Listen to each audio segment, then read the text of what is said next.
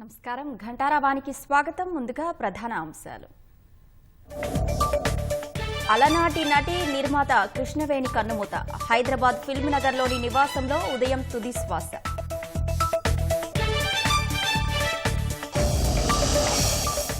వంద కోట్లకు పైగా అక్రమాస్తులు కూడబెట్టిన గచ్చిబౌలి ఏడీ సతీష్. పనిచేసిన ప్రతి చోట అక్రమాలకు తెరలేపడన్న ఏసీబీ అధికారులు.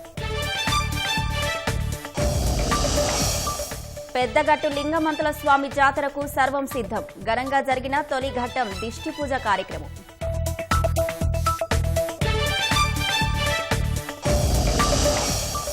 ప్రశాంతంగా ముగిసిన మేడారం చిన్న జాతర. తల్లులను దర్శించుకొని తరించిన లక్షలాది మంది భక్తులు.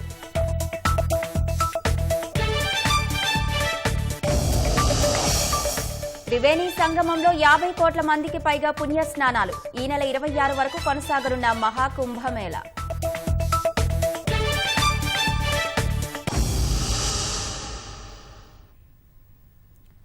తెలుగు సినిమా చరిత్రలో ఆమెది ప్రత్యేక ప్రస్థానం. బాలనటిగా అడుగుపెట్టిన ఆమె ఓ మహానటుణ్ణి తెలుగు తెరకు పరిచయం చేసే అదృష్టాన్ని పొందింది. ఆమె సి కృష్ణవేణి. ఆ మహానటుడే నందమూరి తారక రామారావు. నాటి స్వాతంత్ర స్ఫూర్తిని కళ్లకు కట్టేలా మన దేశం సినిమాను నిర్మించిన కృష్ణవేణి ఫిల్మ్ నగర్లోని నివాసంలో ఈ ఉదయం తుదిశ్వాస విడిచారు. పలువురు సినీ రాజకీయ ప్రముఖులు ఆమె మృతి పట్ల సంతాపం ప్రకటించారు. తెలుగు, తమిళ, కన్నడలో కథానాయికగా 15కు పైగా చిత్రాల్లో కృష్ణవేణి నటించారు. కీలుగుర్రం, బాలమిత్రుల కథ చిత్రాలకు గాయనిగా పనిచేశారు. రఘుపతి వెంకయ్య నాయుడు, ఎన్టీఆర్ అభినయ పురస్కారాలు అందుకున్నారు. సినిమా నిర్మాణ రంగంలోకి అడుగు పెట్టాలనుకునే వాళ్లకు కృష్ణవేణి చేతుల మీదుగా డబ్బులు తీసుకుంటే బాగా కలిసొస్తుందని నమ్మేవారు. ఆ నమ్మకంతో చాలా మంది హైదరాబాద్ ఫిల్మ్ నగర్లోని కృష్ణవేణి నివాసానికి వచ్చి ఆమెను ప్రత్యేకంగా కలిసి వెళ్తుండేవారు. రైళ్ల ఆలస్యం కారణంగా ప్లాట్ఫాంపై రద్దీ పెరిగి న్యూఢిల్లీ రైల్వే స్టేషన్లో తొక్కిసలాట జరిగిందని ప్రాథమిక దర్యాప్తులో తేలింది. అన్ని కోణాల్లో దర్యాప్తు చేస్తున్న పోలీసులు సీసీటీవీ ఫుటేజీలను పరిశీలిస్తున్నారు. తొక్కిసలాట ఘటనలో మృతుల సంఖ్య 18కి పెరగా 15 మంది గాయపడినట్లు అధికారులు తెలిపారు. న్యూఢిల్లీ రైల్వే స్టేషన్లో రాత్రి జరిగిన తొక్కిసలాటలో మృతుల సంఖ్య 18కి పెరిగిందని, 15 మంది ప్రయాణికులు గాయపడ్డారని అధికారులు తెలిపారు. లోక్ నాయక్ జయప్రకాష్ ఆసుపత్రికి 15 మృతదేహాలు తీసుకెళ్లినట్లు ఢిల్లీ ఆపద్ధర్మ ముఖ్యమంత్రి అతిషి చెప్పారు. మృతులో 14 మంది మహిళలు ఉన్నారు. 5గురు మైనర్లు చనిపోగా వారిలో 2 వయసు 10 ఏళ్ల కంటే తక్కువని అధికారులు వెల్లడించారు. మరో 15 మంది గాయపడ్డారని, వారు చికిత్స పొందుతున్నారని అతిషి తెలిపారు. ఈ ఘటనపై పోలీసులు దర్యాప్తు చేపట్టారు. గందరగోళం చెలరేగడానికి ముందు ఏం జరిగిందో తెలుసుకోవడానికి రైల్వే స్టేషన్లోని సీసీటీవీ ఫుటేజీని పరిశీలిస్తున్నట్లు చెప్పారు. 14, 15 ప్లాట్ఫామ్లపై ప్రయాగ్రాజ్ రైళ్ల కోసం భారీ సంఖ్యలో ప్రయాణికులు రావడంతో తొక్కిసలాట జరిగింది. అధికారిక వర్గాల సమాచారం ప్రకారం రైలు ప్లాట్ఫామ్ మార్పు గురించి తప్పుడు ప్రకటన గందరగోళాన్ని సృష్టించి తొక్కిసలాటకు దారితీసిందని తెలుస్తోంది. స్టేషన్ వద్ద భారీ రద్దీ కారణంగా ఊపిరాడక అనేక మంది మూర్ఛపోయారని ప్రత్యక్ష సాక్షులు తెలిపారు. ప్రయాగ్రాజ్ ఎక్స్ప్రెస్ రైలు బయలుదేరే సమయానికే ప్లాట్ఫామ్ నెంబర్ 14 చాలా రద్దీగా ఉందని రైల్వే డిప్యూటీ పోలీస్ కమిషనర్ వెల్లడించారు. స్వతంత్ర సేనాని ఎక్స్ప్రెస్, భువనేశ్వర్ రాజధాని ఎక్స్ప్రెస్ ఆలస్యంగా నడిచాయని, ఆ రైళ్లలో వెళ్లాల్సిన వారు కూడా ప్లాట్ఫామ్ నెంబర్లు 12, 13, 14 వద్ద ఉన్నారని అధికారులు వివరించారు. ప్రతి గంటకు 1500 సాధారణ టికెట్లను రైల్వే విక్రయించిందని, ఫలితంగా స్టేషన్ మరింత రద్దీగా మారిందని పేర్కొన్నారు. ఘటన జరిగిన సమయంలో కొందరు ప్రయాణికులు ఫుట్ఓవర్ బ్రిడ్జ్ మీద నుంచి జారి కింద పడ్డారని, అది కూడా తొక్కిసలాటకు కారణమని ఉత్తర రైల్వే సిపిఆర్ఓ హిమాంశు ఉపాధ్యాయ వెల్లడించారు. శనివారం రాత్రి 9:55 ప్రాంతంలో తొక్కిసలాట జరగడంతో అధికారులు వెంటనే స్పందించి సహాయక చర్యలు చేపట్టారు. ఘటనా స్థలానికి సహాయక బృందాలు 4 అగ్నిమాపక యంత్రాలను పంపినట్లు Delhi fire services chief Atul Garg తెలిపారు. మృతదేహాలను తరలించిన ఎల్ఎన్జేపీ ఆసుపత్రి వెలుపల భారీగా పోలీసులను మోహరించారు. తొక్కిసలాటలో మరణించిన వారి కుటుంబాలకు ఒక్కొక్కరికి 10 లక్షల రూపాయల చొప్పున పరిహారాన్ని రైల్వే శాఖ ప్రకటించింది. తీవ్రంగా గాయపడిన వారికి 2.5 లక్షలు, స్వల్పంగా గాయపడిన వారికి ₹1,00,000 ఇస్తామని తెలిపింది. గాయపడిన వారిని ఢిల్లీ లెఫ్టినెంట్ గవర్నర్ వీకే సక్సేనా, ఆపద్ధర్మ ముఖ్యమంత్రి అతిషి ఆసుపత్రికి వెళ్లి పరామర్శించారు. అందరికీ అండగా ఉంటామని భరోసా ఇచ్చారు. అంతకుముందు సామాజిక మాధ్యమం ఎక్స్లో ఈ ఘటనపై విచారం వ్యక్తం చేసిన ఢిల్లీ ఎల్జీ గందరగోళం తొక్కిసలాట వల్ల ప్రాణ నష్టంతో పాటు ప్రయాణికులకు గాయాలైనట్లు పేర్కొన్నారు. 15 నిమిషాల తర్వాత మరణాలు, గాయాలు అనే పదాలను తొలగించారు. న్యూఢిల్లీ రైల్వే స్టేషన్లో జరిగిన తొక్కిసలాట ఘటనపై రాష్ట్రపతి ద్రౌపది ముర్ము సంతాపం తెలిపారు. గాయపడిన వారు త్వరగా కోలుకోవాలని ప్రార్థిస్తున్నట్లు ఆమె ఎక్స్లో పోస్టు చేశారు. ఉపరాష్ట్రపతి జగదీప్ ధన్కడ్, ప్రధాని నరేంద్ర మోదీ, కేంద్ర మంత్రులు, వివిధ రాష్ట్రాల ముఖ్యమంత్రులు, మంత్రులు ఈ ఘటనపై తీవ్ర విచారం వ్యక్తం చేశారు. మృతుల కుటుంబాలకు సానుభూతి ప్రకటించారు.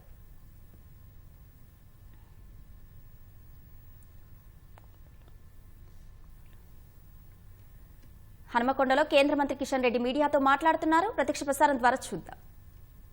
ఉపాధ్యాయులు కానీ ఉద్యోగులు కానీ ఈరోజు తమ అసంతృప్తి బాహుటంగా వ్యక్తం చేస్తున్నటువంటి పరిస్థితి ఉన్నది.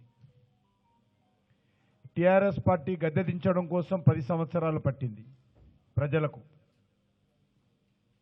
కానీ కాంగ్రెస్ పార్టీ వచ్చినటువంటి ఈ 12 నెలల్లో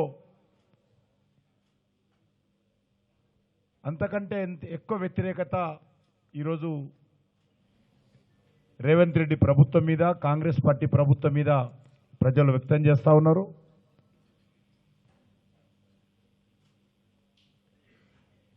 ఈరోజు ఉపాధ్యాయ నియోజకవర్గాల గురించి కాంగ్రెస్ పార్టీ కానీ టీఆర్ఎస్ పార్టీ కానీ పట్టించుకునే పరిస్థితి లేదు. దురదృష్టం ఏంటంటే ఈరోజు లెజిస్లేటివ్ కౌన్సిల్ ఒక అస్తిత్వాన్ని లేక దాని ప్రాధాన్యతనే తగ్గించే విధంగా గతంలో టీఆర్ఎస్ కానీ బీఆర్ఎస్ కానీ కేసీఆర్ ప్రభుత్వము వివరించడం జరిగింది. ప్రతిపక్షమే ఉండకూడదు, ప్రశ్నించే గొంతే ఉండకూడదు అని ఆ రోజు టీఆర్ఎస్ పార్టీ మొత్తం కాంగ్రెస్ పార్టీలో ఉన్నటువంటి లెజిస్లేటివ్ కౌన్సిల్ నాయకుడితో సహా సభ్యులందరినీ కూడా మూకుమ్మడిగా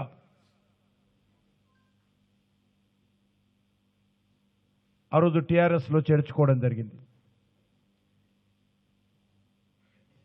లెజిస్లేటివ్ కౌన్సిల్ యొక్క మూల ఉద్దేశాలనే దెబ్బతీయడం జరిగింది. లెజిస్లేటివ్ కౌన్సిల్ ఉద్దేశము ఉపాధ్యాయుల సమస్యలు లేవనెత్తడము, ఆ రోజు ఉద్యోగుల సమస్యలు లేవనెత్తడము, ఉద్యోగస్తుల ఇబ్బందులను ప్రభుత్వం దృష్టికి తీసుకురావడము, మేధావులు అనేటువంటి వాళ్ళు, విద్యావంతులు లెజిస్లేటివ్ కౌన్సిల్లో ఉండి శాసనసభ ఆమోదించినటువంటి తీర్మానాలను అవి సరిగ్గా ఉన్నాయా లేవా, ఏవైనా సవరింపులు చేయాలా, ప్రభుత్వానికి నిర్మాణాత్మకమైన సూచనలు చేయాలా అనే ఉద్దేశంతో మన రాజ్యాంగ నిపుణులు, రాజ్యాంగ నిర్మాతలు లెజిస్లేటివ్ కౌన్సిల్కు రూపకల్పన చేశారు. అందులో ఉపాధ్యాయుల కోసము, పట్టభద్రుల కోసము, స్థానిక సంస్థల ప్రతినిధుల కోసము ప్రత్యేకంగా ఈ యొక్క అదనపు అవకాశాలు కల్పించారు. వీళ్ళ నేతృత్వంలో లెజిస్లేటివ్ కౌన్సిల్లో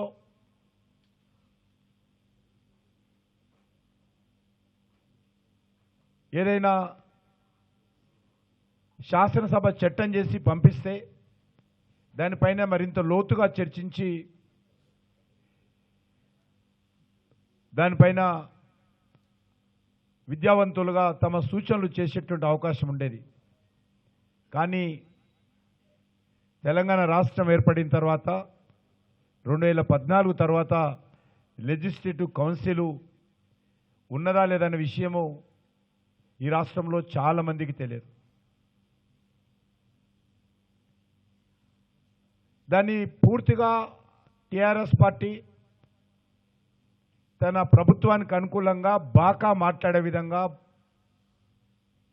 తనకు అనుకూలంగా మాట్లాడే విధంగానే మార్చుకున్నారు తప్ప ప్రజల గొంతును, ప్రజల గుండె చప్పుడును, ప్రజల కష్టాలను, ప్రజల బాధలను వినిపించే, ప్రశ్నించేటువంటి విధంగా మరి శాసన మండలిని పూర్తిగా మార్చేయడం జరిగింది. అందుకే ఈరోజు భారతీయ జనతా పార్టీ ఏ పార్టీ పోటీ చేయకపోయినా కూడా తెలంగాణ ప్రజల సమస్యలను శాసన మండలి ద్వారా కూడా వినిపించాలి అనేటువంటి లక్ష్యంతో ఈరోజు ఈ యొక్క 3 స్థానాలకు మేము పోటీ చేస్తూ ఉన్నాం. మాకు పూర్తి విశ్వాసం ఉంది. ముఖ్యంగా తెలంగాణ ఉద్యమంలో పాల్గొన్నటువంటి ఉద్యమకారులు కానీ, జాయింట్ యాక్షన్ కమిటీలో పనిచేసినటువంటి అనేక సంఘాలు కానీ ప్రత్యక్షంగా పరోక్షంగా మద్దతు ఇస్తూ ఉన్నారు. వాళ్ళందరూ కూడా నేను ధన్యవాదాలు తెలియజేస్తా ఉన్నాను. ఈ యొక్క వరంగల్, ఖమ్మం, నల్గొండ జిల్లా నుంచి సర్వోత్తమ్ రెడ్డి గారు అనేక ఉపాధ్యాయ ఉద్యమాలలో అనుభవం ఉన్నటువంటి వ్యక్తి, అజాత శత్రువు. అన్ని సంఘాలు కూడా, అన్ని ఉపాధ్యాయ సంఘాలు కూడా అభిమానించేటువంటి వ్యక్తి, నిస్వార్థపరుడు. ఆయనని ఈరోజు భారతీయ జనతా పార్టీ తరఫున మేము అభ్యర్థిగా ఈరోజు రంగంలో ఉన్న విషయం మీకు తెలుసు. వారికి అన్ని సంఘాలు అఫిలియేషన్స్తో నిమిత్తం లేకుండా వీరి అభ్యర్థిత్వాన్ని మద్దతు తెలియజేస్తూ ఉన్నారు. అదేవిధంగా మెదకు, నిజామాబాదు, కరీంనగర్, ఆదిలాబాదు ఇక్కడ నుంచి కొమరయ్య గారిని అక్కడి నుంచి ఉపాధ్యాయ నియోజకవర్గం నుంచి పోటీ చేస్తూ ఉన్నాము. అదేవిధంగా పార్టీ గ్రాడ్యుయేట్స్ కాన్స్టిట్యుయెన్సీ నుంచి కూడా అంజిరెడ్డి గారు పోటీ చేస్తూ ఉన్నారు. 3 స్థానాలు మేము తప్పకుండా విజయం సాధిస్తాము. ప్రజల ఆశీస్సులతో, ఉపాధ్యాయుల ఆశీస్సులతో, పట్టభద్రుల ఆశీస్సులతో మేము తప్పకుండా విజయం సాధిస్తాము. ఈరోజు మనం చూస్తూ ఉన్నాము, కాంగ్రెస్ పార్టీ నేను ఇంతకుముందు చెప్పినట్టు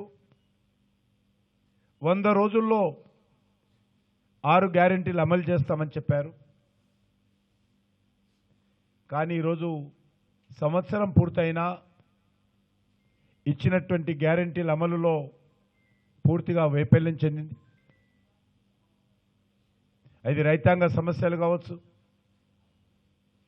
నిరుద్యోగుల సమస్యలు కావచ్చు, మహిళలకు ఇచ్చినటువంటి హామీలు కావచ్చు, విద్యారంగం మీద ఇచ్చినటువంటి హామీలు కావచ్చు, ఏ ఒక్కటి కూడా సమగ్రంగా అమలు చేయలేనటువంటి నిస్సహాయమైనటువంటి స్థితిలో ఈరోజు కాంగ్రెస్ పార్టీ ప్రభుత్వం ఉంది. ఢిల్లీలో అటెండెన్స్ వేయించుకుంటాడు. అక్కడ అటెండెన్స్ చేసుకొని రాహుల్ గాంధీ చెప్పిన విషయాలన్నిటిపైన వచ్చి ఇక్కడ నరేంద్ర మోడీ గారి మీద, కేంద్ర ప్రభుత్వం మీద అనాలోచితమైనటువంటి అవగాహన రాహిత్యంతో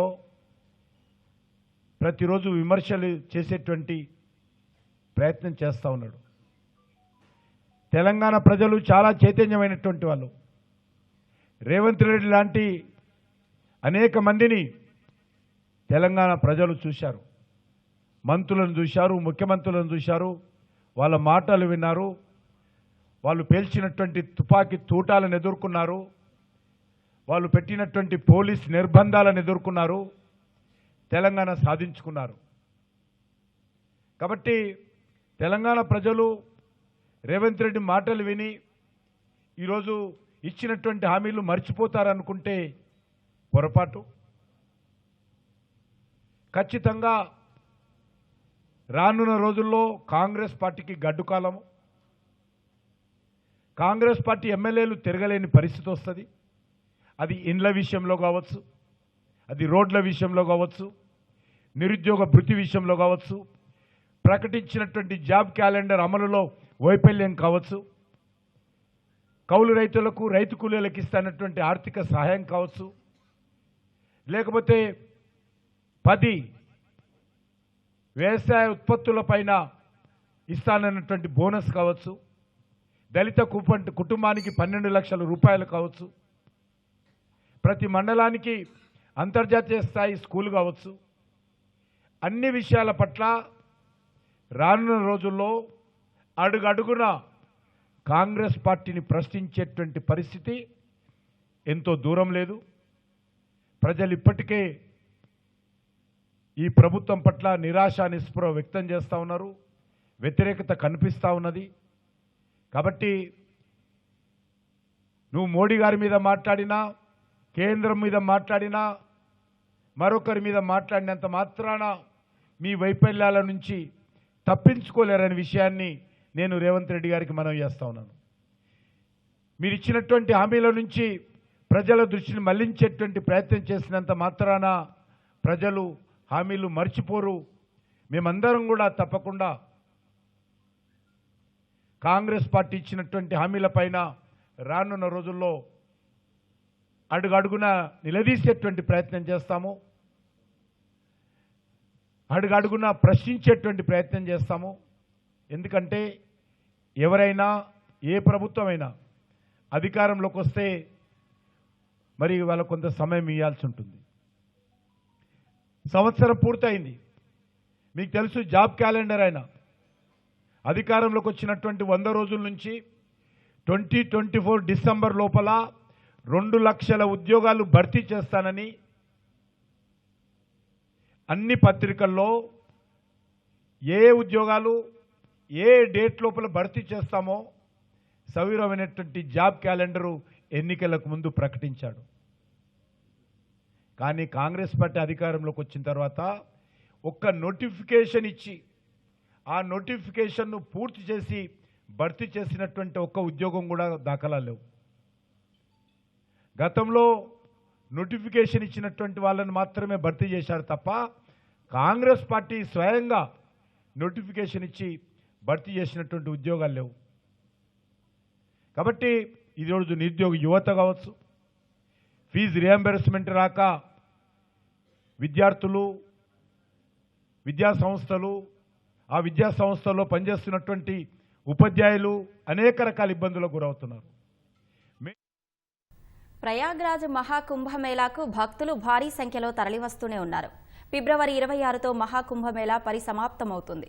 ఈ నేపథ్యంలో పుణ్యస్నానాలు చేసే భక్తుల రద్దీ కొనసాగుతోంది. ప్రయాగ్రాజ్ రైల్వే స్టేషన్ నుంచి మహాకుంభనగర్ వరకు పెద్ద సంఖ్యలో భక్తులు కనిపిస్తున్నారు.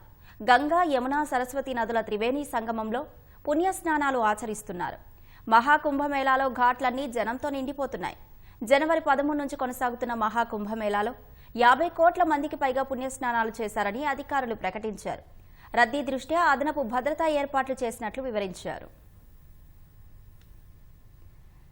జనగామ జిల్లా పాలకుర్తిలో లారీ బీభత్సం సృష్టించింది. రాజీవ్ చౌరస్తా వద్ద వేగంగా వచ్చి ఆర్టీసీ బస్సును ఢీకొట్టింది. అనంతరం పక్కనే ఉన్న దుకాణంలోకి లారీ దూసుకెళ్లింది. ప్రమాదంలో ప్రాణాపాయం తప్పినప్పటికీ బస్సులో ప్రయాణిస్తున్న పలువురికి గాయాలయ్యాయి. క్షతగాత్రులను స్థానికులు ఆసుపత్రికి తరలించారు.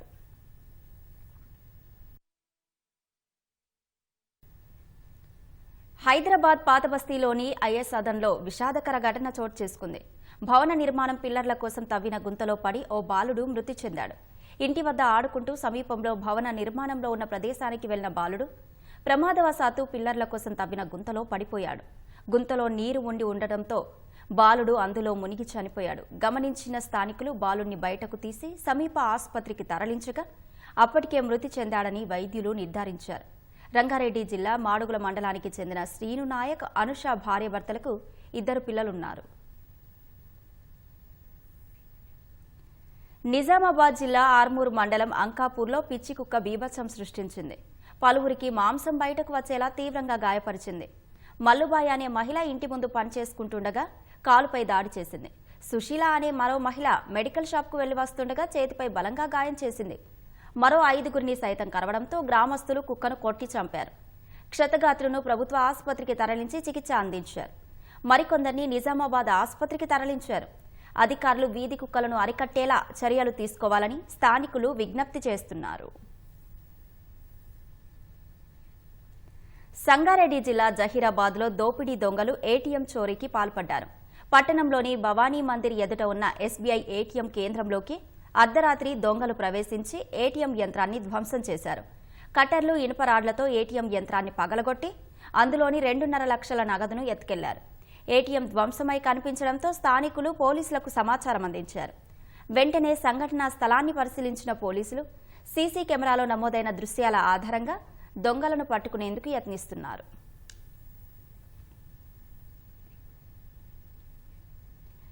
ఐటీ కారిడార్లో ఖరీదైన ప్లాట్లు, వేర్వేరు చోట్ల 22 ఎకరాల భూములు, హైదరాబాద్ శివార్లో విల్లాలు, కిలో బంగారం.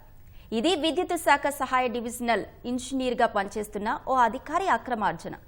Gachibowli TG SPDCL sub division ADE Satish కళ్లు చెదిరే ఆస్తులు కూడబెట్టినట్లు గుర్తించిన ఏసీబీ 13 ఏళ్ల సర్వీసులో పోస్టింగ్ దక్కించుకున్న ప్రతి చోట అక్రమాలకు తెరలేపినట్లు పేర్కొంది. తక్కువ వ్యవధిలో కోట్ల కొద్ది ఆస్తులు వెనకేసుకున్నట్లు అధికారులు చెబుతున్నారు. కొట్టే సతీష్ అసిస్టెంట్ ఇంజనీర్గా 13 ఏళ్ల క్రితం ఉద్యోగంలో చేరాడు. ఇటీవల ఏడీఈగా పదోన్నతి పొందాడు. సంగారెడ్డి నుంచి విద్యుత్ శాఖలో ఫోకల్ పోస్టింగ్ అయిన గచ్చిబౌలికి బదిలీ అయ్యాడు. సతీష్ దాదాపు 22 ఎకరాల భూములు కొన్నట్లు తనిఖీల్లో ఏసీబీ అధికారులు గుర్తించారు. అందులో 6 ఎకరాలు హైదరాబాద్లో అత్యంత ఖరీదైన ప్రాంతాల్లో ఒకటైన శంకర్పల్లిలో ఉన్నట్లు నిర్ధారించారు. ఆ భూములన్నీ ఇటీవలే కొనుగోలు చేసినట్లు తెలుస్తోంది. మిగిలినవి కరీంనగర్లో కొనుగోలు చేసినట్లు సమాచారం. అవి కాకుండా 4 ఓపెన్ ప్లాట్లు, హైదరాబాద్ శివారు ప్రాంతంలో విల్లా, రాయదుర్గం ప్లాట్, మాదాపూర్లో 3 అంతస్తుల భవనం ఉన్నట్లు గుర్తించారు. కిలోకి పైగా బంగారం, 3 లక్షల నగదు ఉన్నట్లు గుర్తించారు. వాటి విలువ బహిరంగ మార్కెట్లో సుమారు 100 కోట్ల వరకు ఉంటుందని ఏసీబీ అంచనా వేస్తోంది. ఆయన వ్యవహార శైలి గమనించిన కొందరు సహచర ఉద్యోగులు ఇతరులని ఇబ్బంది పెట్టవద్దు అని సూచించినా పట్టించుకోలేదని సమాచారం. సబ్ డివిజన్ ఏడీఈ పోస్టు దక్కించుకునేందుకు సతీష్ భారీ పైరవీ చేసినట్లు ఏసీబీ విచారణలో వెల్లడైంది. సుమారు 70 లక్షలు ముట్టజెప్పినట్లు సమాచారం. ఆ పోస్టుకు గతంలో దాదాపు 15 మంది పోటీ పడినా చివరకు సతీష్ దక్కించుకున్నాడు. అతని పనితీరుపై మొదటి నుంచి అనేక ఆరోపణలున్నాయి. తనపై అధికారులు సమీక్ష నిర్వహించినప్పుడు హాజరయ్యేవాడు కాదని వెల్లడైంది. భారీ మొత్తంలో ముట్టజెప్పి పోస్టింగ్ దక్కించుకున్నానంటూ సమావేశాలకు గైర్హాజరయ్యేవాడని తెలుస్తోంది. సాధారణంగా ఒకసారి ఫోకల్ పాయింట్ పోస్టింగ్ దక్కించుకున్న అధికారిని ఆ తర్వాత జరిగే బదిలీలో అప్రాధాన్య ప్రాంతానికి పంపిస్తారు. అయితే సతీష్ మాత్రం పైరవీలతో ఫోకల్ ప్రాంతాల్లోనే ఎక్కువ కాలం పనిచేసినట్లు తెలుస్తోంది. అపార్ట్మెంట్ కి ట్రాన్స్ఫార్మర్ మంజూరు చేసేందుకు కాంట్రాక్టర్ నుంచి సతీష్ 75,000 డిమాండ్ చేశారు. ఇప్పటికే 25,000 తీసుకున్న ఆయన మరో 50,000 తీసుకుంటుండగా శుక్రవారం ఏసీబీ అధికారులు పట్టుకున్నారు. నల్గొండ జిల్లా దేవరకొండ గురుకుల పాఠశాలలో ఓ ఆకతాయి ప్రవేశించి విద్యార్థినులపై అసభ్యంగా ప్రవర్తించిన ఘటన ఆలస్యంగా వెలుగులోకి వచ్చింది. శనివారం తెల్లవారుజామున పాఠశాల గోడ దూకి లోపలికి ప్రవేశించిన దుండగుడు నిద్రిస్తున్న విద్యార్థినులపై పట్ల అసభ్యంగా ప్రవర్తించాడు. విద్యార్థినులు ఒక్కసారిగా కేకలు వేయడంతో అక్కడి నుంచి పరారయ్యాడు. ఇంత జరిగినా విషయాన్ని పాఠశాల ఇన్ఛార్జ్ ప్రిన్సిపాల్ కవిత పోలీసులకు సమాచారం ఇవ్వకుండా నిర్లక్ష్యంగా వ్యవహరించింది. విద్యార్థినుల తల్లిదండ్రుల ద్వారా విషయం తెలుసుకుని పోలీసులు ఇన్ఛార్జ్ ప్రిన్సిపాల్ను వివరణ కోరగా ప్రిన్సిపాల్ లీవ్లో ఉన్నారని, అలాంటిదేం జరగలేదని చెబుతున్నారు. విద్యార్థినులే కావాలని చేసుండొచ్చని తెలిపింది. ఆదివారం ప్రవేశ పరీక్ష ఉందని, నిర్వహణ పనుల్లో ఉన్నామని తెలిపింది. ఈ ఘటనపై దర్యాప్తు చేస్తున్నామని, పూర్తి విషయాలు తెలిసాక సమాచారం ఇస్తామని పోలీసులు తెలిపారు. 4 రోజుల పాటు ఘనంగా జరిగిన మేడారం చిన్న జాతర ప్రశాంతంగా ముగిసింది. 2 తెలుగు రాష్ట్రాలతో పాటు ఛత్తీస్గఢ్, మహారాష్ట్ర నుంచి లక్షలాది మంది భక్తులు అమ్మవార్లను దర్శించుకుని మొక్కులు చెల్లించుకున్నారు. మినీ జాతర సందర్భంగా లక్షలాది మంది భక్తులతో మేడారం సందడిగా మారింది. ప్రణాళిక ప్రకారం అధికారులతో నిత్యం సమావేశాలు నిర్వహించి జాతరలో ఏర్పాట్లు చేశారు. ఆర్టీసీ బస్సులో ఉచిత ప్రయాణం ద్వారా జాతరకు వచ్చి తల్లులను దర్శించుకున్నామని ప్రభుత్వానికి, ముఖ్యమంత్రికి పలువురు కృతజ్ఞతలు చెప్పారు.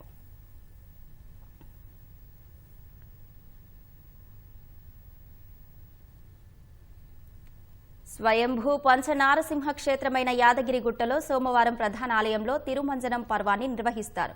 ఈ నెల 19 నుంచి 23 వరకు జరగనున్న ఆలయ విమానం మహాసంప్రోక్షణ పంచకుండాత్మక యాగం నిర్వహణకు ముందస్తుగా ఈ సనాతన సంప్రదాయ పర్వాన్ని చేపడుతున్నట్లు ఈవో భాస్కర్ రావు తెలిపారు. ఈ శుద్ధి పర్వం సందర్భంగా ఆ రోజు మధ్యాహ్నం 1 గంట నుంచి 3 గంటల 30 నిమిషాల వరకు దైవ దర్శనాలను నిలిపివేయనున్నట్లు ఈవో పేర్కొన్నారు.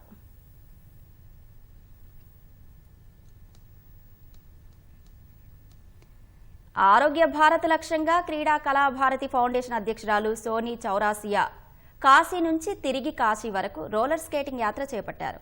జనవరి 20న ఉత్తరప్రదేశ్లోని వారణాసి నుంచి ప్రారంభమైన రోలర్ స్కేటింగ్ యాత్ర 27 రోజున నల్గొండలో సాగింది.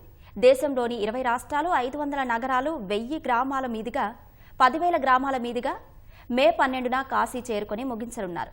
ఆరోగ్య భారతావానికి క్రీడలు, నృత్యాలు, పర్యావరణ స్పృహ ఎంతో అవసరమని చాటి చెప్పేందుకు ఈ కార్యక్రమం చేపట్టినట్లు సోనీ చౌరాసియా వివరించారు.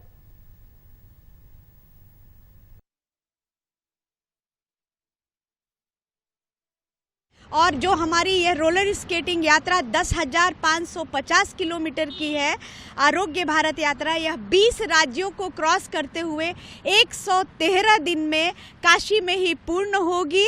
अभी तक हम लोगों ने 6 राज्य पार करके हम तेलंगाना में प्रवेश किए हैं और आज अभी हम हैदराबाद पहुंचेंगे। आगे हम इसके बाद महाराष्ट्र और छत्तीसगढ़ ऐसे जाएंगे और इस यात्रा का जो मुख्य उद्देश्य है, योग, आध्यात्म और आयुर्वेद को हम जन जन तक पहुंचा पाए और अपने राष्ट्र में एक चेतना जगा पाए अपने लोगों के बीच। इस यात्रा का मुख्य उद्देश्य है।